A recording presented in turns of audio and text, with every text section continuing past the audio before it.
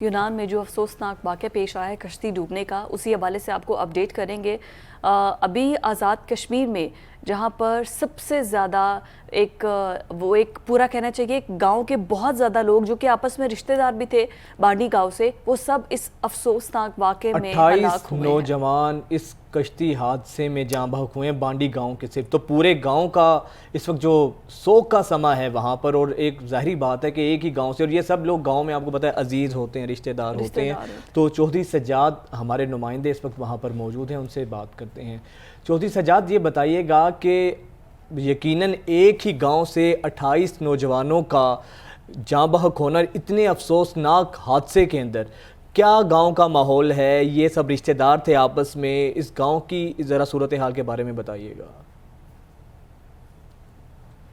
जी बिल्कुल, बड़ा अफसोसनाक वाक़या सानिया ये हुआ पेश हुआ। इस वक्त मैं बांडी गांव आज़ाद कश्मीर में मौजूद हूँ। मेरे बताते हुए मुझे खुद मेरे रोंगटे खड़े हो रहे हैं। इस वक्त के 28 लोग इस गांव के, एक ही गांव के 28 लोग आपस में रिश्तेदार, कोई मामे का बेटा है, कोई चाचे का बेटा है, किसी के घर किसी की बहन है और किसी के घर चची है, और छोटे छोटे उनके बच्चे हैं। बड़ी सारी उम्मीदें लेकर यहाँ से वो इटली रवाना हुए, रास्ते में सानिया पेश आ गया। इस गांव की अगर मैं सूरत हाल थोड़ा सा अगर आपको बताऊं, मेरा कैमरामैन सलीम आपको ये वो बांडी गांव है। कोई इतना स्टेबलेबल और कोई वेल बना हुआ गांव नहीं है, छोटा सा गांव है। यहाँ पर खेती बाड़ी करने वाले ये लोग हैं। यहाँ से अपनी बड़ी उम्मीदें लेकर यहाँ से इस बांडी गांव से अपनी रोज़गार की तलाश में यहाँ से निकले। दूसरी बात अगर हम आपको बताते चलें कि ये कुछ यहाँ जब मैं इस बांडी गांव में मुज़फ़्फ़राबाद अपना आज़ाद कश्मीर के इस गांव में जब मैं पहुँचा तो ये बताया गया कि यहाँ से तकरीबन कोई 300 लोग जो हैं वो ऑलरेडी इस गांव से जो है वो जा चुके हैं अपनी इटली की तरफ। दूसरी बात अगर हम आपको बताएं तो देखा देखी ये किया जा रहा था कि एक बंदा गया, उसके बाद फिर दूसरा अपना वो रिश्तेदार लेके गया।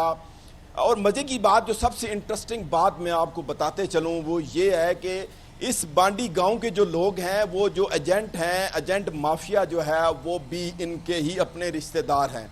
जो हम आप PNN के नाजरीन अपने नाजरीन को दिखा रहे हैं कि ये बात इससे पहले किसी ने एक्सक्यूज़ नहीं की। हम आपसे खसूस ये बात बता रहे हैं कि इससे पहले जितने लोग भी गए हैं वो इनके रिश्तेदार हैं, और रिश्तेदार ही अपने ही रिश्तेदारों को पैसे लेकर आज उनको उनके बच्चों से महरूम कर दिया, उनके माँ बाप से उनसे महरूम कर दिया। उनकी मिसेज पीछे उनकी राहें ताक रही हैं, उनके बच्चे परेशान हैं। वो मैं बताते हुए इस वक्त मुझे खुद इस चीज़ का दुख हो रहा है कि मैं किस तरीके से आपको ये बयान करूं कि एक ही फैमिली के 28 लोग जो है वो लापता हैं। मैं उस घर के बाहर मौजूद हूँ। ये वो घर है, यहाँ से वो उस घर से बड़ी उम्मीद लेकर वो यहाँ से गए थे, और उम्मीदें लेकर वो कोशिश की उन्होंने कि हम अपने बच्चों को अच्छी तरीके से अच्छी तालीम दिला सकें, अपने माँ बाप को अच्छा इलाज करवा सकें, अच्छा घर बना सकें। इस घर को उन्होंने बड़ी कोशिश की, यहाँ से लेकर गए।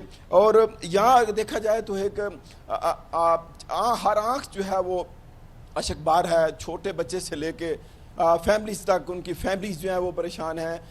दूसरी बात यह है कि इनके जो यहाँ जो लोग हैं उनको कभी किसी किस्म की अभी तक गवर्नमेंट की तरफ से कोई रिलीफ जो है वो नहीं दिया गया, कुछ नहीं बताया गया गवर्नमेंट की तरफ से कि गवर्नमेंट ने क्या करना है। अभी तक ये बेचारे लोग बहुत ज़्यादा परेशान हैं। फॉरेन ऑफिस की तरफ से भी कोई ऐसी रिक्वायरमेंट अभी उनको। अच्छा सज्जाद, ये बताइएगा, यहाँ पर कुछ लवाहिकीन भी मौजूद हैं इन जाँ बहक होने वाले बच्चों के, तो उनमें से किसी से अगर बात हो सके, बात करें कि उनका क्या कहना है, क्या उनके जज्बात हैं, वो क्या कह रहे हैं इस अफसोसनाक हादसे पर। मैं कोशिश करता हूँ उनके एक ब्रदर इन लॉ हमारे साथ मौजूद हैं, अगर वो बात करना की कोशिश करें, क्योंकि उनके ऑलरेडी जब हम यहाँ पहुँचे तो वो रो रहे थे। एक समा ऐसा था जब हम यहाँ पहुँचे तो हम भी उनको देख कर रोना शुरू कर रहे, जैसे मेरे भी आंखों में आंसू आ गए। मैं उस भाई से कोशिश करता हूँ बात करते हुए। अस्सलाम वालेकुम जी। जी वालेकुम अस्सलाम। बड़ा दुख है सर आपका, और अभी तक जो आपके लोग लापता हैं, अभी कुछ थोड़ी सी हमें उसकी डिटेल बताएं कि क्या यहाँ से वो कह के निकले, क्या ख्वाहिशात लेकर निकले, थोड़ी सी हमारे नाज़रीन को बताइएगा। جی آپ کا بہت شکریہ کہ آپ یہاں پر آئے ہماری حوصلہ افزائی کے لیے. جو بچے یہاں سے گئے وہ ایک خواب لے کے گئے.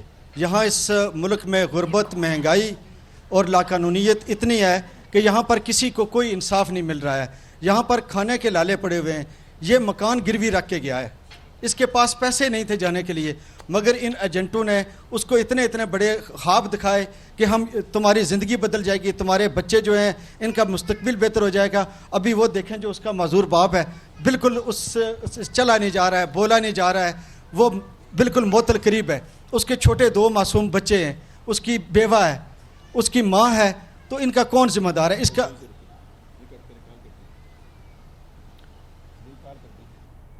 جی سجاد آپ کی آواز ہمیں آ رہی ہے. سجاد بات کنٹینیو کیجئے گا، کنٹینیو کیجئے گا. سجاد سے دوبارہ رابطہ کرتے ہیں، لیکن آپ دیکھیں کہ کیا اس کے لواحقین کے جذبات ہیں کہ جس گھر کی یہ وہ موجود ہیں، وہ اپنا پورا گھر گروی رکھوا کر وہ نوجوان وہاں پر گیا. صرف ہر ایک ہی خواب تھا کہ سہانا مستقبل. ایک گاؤں سے اگر 28 لوگ ہیں اور سب سے 25 لاکھ روپے دیے ہیں، اور یہ کوئی پہلا نہیں ہے. سجاد جس طرح بتا رہے تھے کہ اس سے پہلے بھی تقریباً کافی لوگ جا چکے ہیں اور ان کو دیکھا دیکھی پھر ان سب لوگوں کو بڑھاوا ملا ہے. یہ ہمارے جو اہلیان اقتدار ہیں، ہمارے حکمران ہیں، وہ کس طرح اس تمام تر سانحے سے بری الذمہ ہو سکتے ہیں کہ آپ نے ملک کے حالات وہ بنا دیے ہیں. ان کو یہاں پر رہنا ایسے محسوس ہوتا ہے جیسے وہ کسی جہنم میں رہ رہے ہیں. یہ حالات اس طرح کے لوگوں کو بنا دیے گئے ہیں کہ ہر شخص اس وقت دیکھیں کتنا ہمارا برین ڈرین جو ہے وہ یہاں سے نکل کر دوسرے ممالک میں جانے کی کوشش کر رہا ہے. اور سہانا مستقبل، اچھے خواب، اس ملک سے مایوس ہو کر جب وہ لوگ باہر جانے کی کوشش کرتے ہیں تو پھر وہاں پر ایک الگ مافیا ہے، ان کے ہتھے چڑھ جاتے ہیں. اور اب دیکھیں کہ ایک ہی گاؤں سے 28 افراد، کیا وہاں کا سما ہوگا. انہیں سب سے پہلے جو ٹریول ایجنٹس ہیں ان کا کریک ڈاؤن کرنا ہوگا، ان کو سرٹیفیکیشن دینا ہوگا، سرٹیفائیڈ ٹریول ایجنٹس یہاں پر لانے ہوں گے. اس کے بعد جا کے آپ اس کو سٹاپ کر سکتے ہیں. ادروائز یہ کوئی ایسا واقعہ نہ تو پہلی بار ہوا ہے اور نہ ہی یہ آخری بار ہوا ہے. ابھی ہر بار کریک ڈاؤن کر دیا جائے گا. سجاد ہمارے ساتھ ایک دفعہ پھر سے موجود ہیں. سجاد وہیں سے بات کو پلیز جاری کریں. معذرت کے ساتھ ہمارے سگنل ڈراپ ہونے کی وجہ سے رابطہ منتقل ہو گیا تھا. دوبارہ پھر اس بھائی سے بات کر رہے تھے ہم. اچھا آپ جیسے آپ نے بتایا کہ اس گھر کو وہ گروی رکھ کر گئے ہیں، تو مزید کیا خواب لے کے گئے اس کے علاوہ؟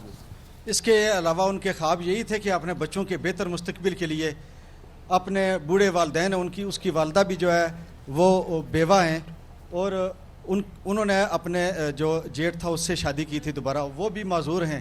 ابھی ان کا اور کوئی بھی ذریعہ معاش نہیں تھا یہاں پر وہ چھوٹے موٹے اس نے کاروبار کرنے کی کوشش کی ہے، مگر ہر چیز میں وہ ناکام ہوا، کیونکہ یہاں پر مہنگائی اتنی ہے کہ یہاں پر انسان کیسے اپنے 2 وقت کا وہ کھانا اپنے بچوں کو کھلا سکے، اپنے بچوں کے بہتر مستقبل کے لیے وہ کیا کر سکے. تو یہی چیز وہ سوچ کے یہاں سے گیا تھا.